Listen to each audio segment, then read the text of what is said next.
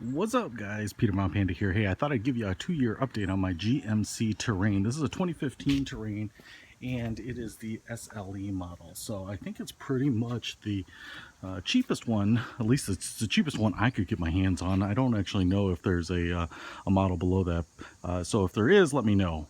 But this one is pretty much the stripped down version, and it's been pretty good to me. But I wanted to give you a heads up on some of the things that I've discovered that, you know, these are going to be really minor. So, you know, go ahead and comment on it and flame me, but I'm not gonna do a review on this. You can see a million reviews on terrains, but I'm going to point out some of the things that are so minor that no one else is calling out. I do have fewer miles on this car than a lot of terrains that are 2 years old. In fact, I only have about 17,000 miles, and the reason I pulled it out today is because I'm going to go get it oil change, because there is an oil change light on. And at 17,000 miles, this is actually going to be my third oil change. So an oil change light comes on almost every 6,000 miles. The first one was done by the dealer for free. Second one I did at Jiffy Lube. The third one I'm going to do here at Jiffy Lube too. So just keep that in mind. It does kind of prompt you every 5,000 to 6,000 miles. But I want to start here on the outside first. First of all, I want to show you the lift gate. And in mine, it is not a powered lift gate, so you have to open it up with the handle. It's on hydraulic, so it opens up by itself. You'll see this indentation right here. This is where, if you have the powered lift gate, there's a button to go ahead and automatic lower it. But if you don't, you've got a handle on this end, and you really do have to kind of give it a little stink. Once it gets down to about that bottom third, it's not a problem. And obviously those hydraulics have to be pretty strong to lift up those, but you do have to overcome that with a pretty good little wrist flick. All right, no big deal. But if you are weak or don't like that, and sometimes it bounces back up on me, it would be nice to have the automatic lift gate. The other thing I wanted to show you here is that in the back, you can see it here, there are kind of wheel humps.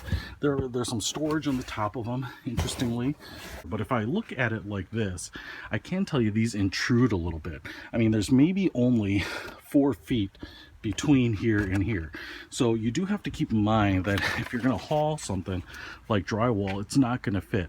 I've had issues with just suitcases kind of having to be not stacked up, but arranged kind of in a thoughtful way to make sure that they fit. And sometimes you even want to get up to an equal height as the wheel wells and kind of use these as additional support for piling things on top of them. Obviously that seat back's pretty high, so you have something bracing it in, but just keep that in mind. The wheel hump intrusions are a little bit more of a problem than I would have thought they would be. I'll also point out here in the back, this GMC Terrain has what's called multi-flex rear seating. I'll show you that. I did a video on it. I actually think it's the best feature of the GMC Terrain, but you can see, but because those seats are able to slide forward and backwards a little bit, there is this gap between the floor shelf here and the back of the rear seat. Now, it's not that big of a problem, but it would have been nice if there had been a flap or something that would have protected this gap, because it's really easy to throw stuff in there, and then if you're trying to adjust the seat, it won't adjust. And sometimes you don't even realize you have stuff because you've got other bags or luggage in the way, and so you don't even see that there's stuff in there. So that little gap can be a little bit of a problem. Not a huge problem, but especially if you're looking for your ice scraper and it's sitting way under there, you just sometimes you forget you even have it because you can't find it. So keep that in mind. All right, let's go on to one other outside thing here. This gas flap here is kind of on a push release. You've seen these. You know, you can close it to get it to lock shut. You have to push it and it clicks in place. To open it, you have to push it in place. For whatever reason, I think it's mostly user error, but you don't give it quite a good enough push, and this thing sits open a lot of the time. I don't know if it comes open sometimes when people are brushing up against the car, when they're loading their own car next to you or something like that, but for whatever reason, you'll find this door popped open a lot. It's not a big deal. It just kind of annoys me because every time I see it open, I always, with my little OCD, I usually come over and push it back closed again. All right, no big stink. Let's go inside and check this car out. First thing I'll show you is that my key only has lock, unlock, and panic. Obviously no power lift gate, nothing like that. And I want to fire it up here because it's hot outside. I'm going to fire up the air conditioning. and you can see it says change engine oil soon, which is what I'm trying to do. One of the things that I will tell you is when you fire the car up right away, the power button on the stereo takes a while to work, and it's kind of annoying if you have the stereo on and turned up. So when I first jumped in the car, is because it was off long enough, the head unit was booting up and said GMC, and at that point, even when I was pressing that power button to turn off the radio there so that I could continue to shoot my video in peace, it wouldn't go off, but there it did. Change engine oil soon. That stays up there until you hit your menu button to kind of go back to your normal menu. And I'm gonna just scroll through some of my options here because I want to show you what kind of mileage I'm getting. For the last 50 miles, 28.3 miles to the gallon. I can tell you, I just did a road trip. You can probably see my video. I went to Starbuck State Park. I took this car. It was all highway mileage, so I'm not surprised that the average mileage wasn't bad. My mileage, I will tell you this, seems to be going up a little bit, creeping up slowly. I actually thought I'd get better mileage overall when I first got this, and my mileage was actually pretty poor, but it seems to be settling a little higher. I always keep it on eco mode. That's one of the things I do, and this vehicle is used primarily for road trips, so that's going to help too, which is why the mileage is so low, is that on a day-to-day basis, I drive a Fiat 500 for my commuting car, and when I'm going on trips, I will usually take this because I can carry more gear, etc., etc. The other thing I want to show you here is that despite this being the cheapest Terrain on the market, it kind of has this semi-automatic or powered and manual seat controls. That's a little weird, actually. So you've got this seat control kind of up, down, forward, back thing. Then you have like the lumbar control here. It's gonna be hard to see that. So you have this powered lumbar, and then you have a manual reclining bar. So it's a little weird in that what they picked to be powered and manual, like it's not a big deal, but it's just funny to me that you've got a manual reclining lever there, which is fine, but then you actually have a power lumbar control. So whatever. I probably prefer to have an electric reclining button instead of the lumbar control. I've shown you problems with the head unit. The dealer had nothing to say about it. I mean, when I took it in for my first oil change and complained about the head unit crashing when I would plug in my case, my iPhone into the aux jack, which is right there. What would happen is, and what I figured out what was happening is, when I was listening to music or any audio being pushed through the actual physical cable to the head unit, if a call came in at the same time, the call would try to transfer to the head unit via Bluetooth. And for whatever reason, activating that Bluetooth receiver while I was streaming stuff via the cord in the aux jack would crash the head unit. That's the problem. And so playing music over it was no problem until a call came in. Now, you don't know when calls are going to come in. It just ended up being enough of a problem where I just stopped streaming music via the cable to the GMC. And you can see I actually plugged in, I'm just using this as a power cord to this aux port there and not using that. So it's kind of annoying that I can't use a feature which I would kind of like, because it crashes the head unit, and I can tell you that is a major problem. Once that you really literally have to disconnect the power in order to reboot it. So it's kind of a pain. Now, the other thing I will tell you about the aux plug is that I hate that it's in here. There are a couple cutouts here where you can run the cord through there, but it never sits right. You know, it means once it starts moving around and you end up slamming it on it, and I've frayed numbers of cords. I don't understand why the aux jack isn't in this little cubby. And that also brings me to this CD player.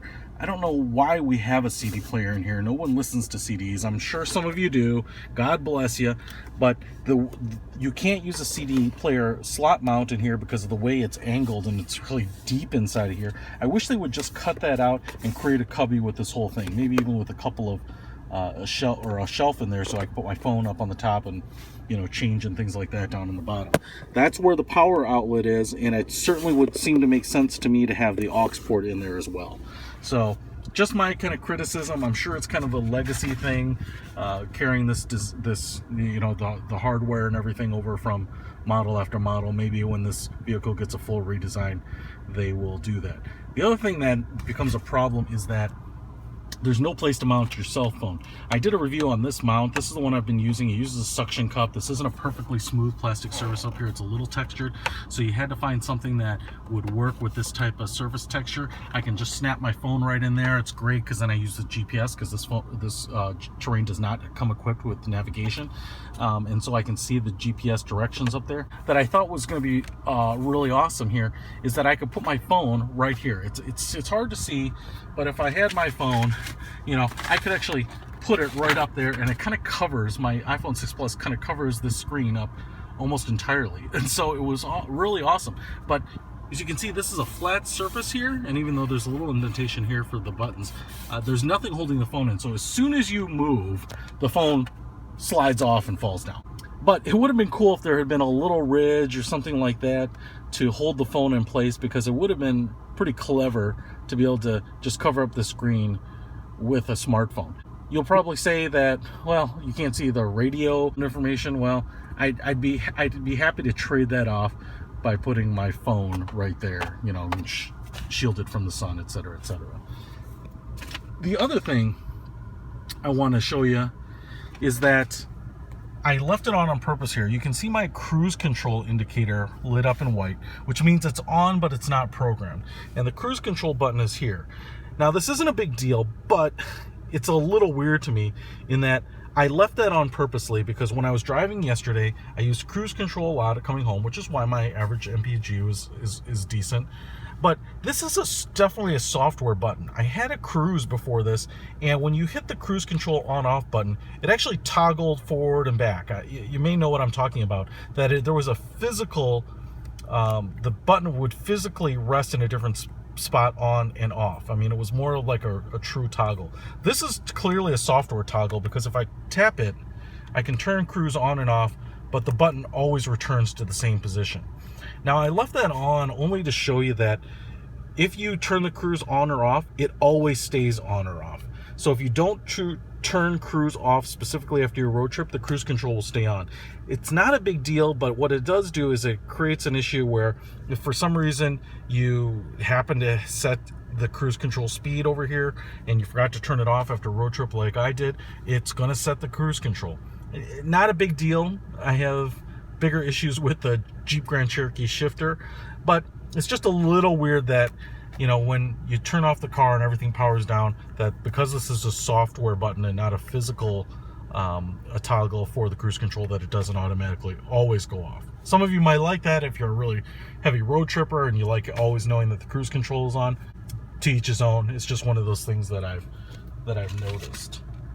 The last thing I want to show you here is that when I shift this car into reverse, I'm going to turn the radio on here. Okay, so I've got the radio on, and when I shift the car into reverse, like I just did there, rear camera comes on, and then all of your radio presets are deactivated. It's a little weird, and I get it that it kind of makes sense because you don't have the indication of the 1, 2, 3, 4, 5, 6 here, what those radio presets are. But it's a little weird that they don't work because everything else does. I can change my source. I can actually power the radio off. It's just that the presets don't work in reverse. And again, like I said, it's kind of trivial, but I just wanted to let you know. So that's all I'm going to rag on right at the moment for my second year update with my 2015 GMC Terrain. You know, overall, it's been a good little workhorse, and it's been fairly problem-free. You know, it's got nice space, and it's pretty comfortable to drive over long distances. I definitely dig it, and for what was one of the cheapest crossovers that I could get at the time I was looking at them, you know, I'm fairly happy with it. Peter from Panda, out.